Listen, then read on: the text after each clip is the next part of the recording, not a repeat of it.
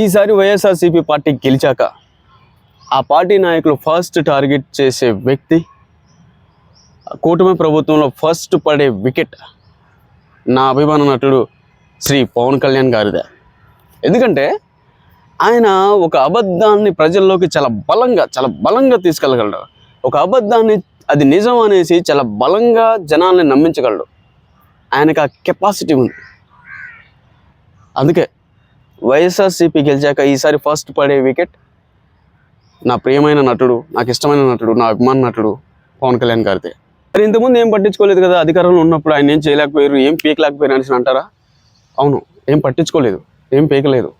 ఎందుకంటే 2 సంవత్సరాలు కరోనా పోయింది, మిగతా 3 సంవత్సరాలు ఆయన ఇచ్చిన హామీల కోసం ఫోకస్ చేశారు అంతే, నాయకుల మీద ఫోకస్ చేయలేదు. కానీ ఈసారి మాత్రం పక్కా ఖచ్చితంగా ఫోకస్ చేస్తారు.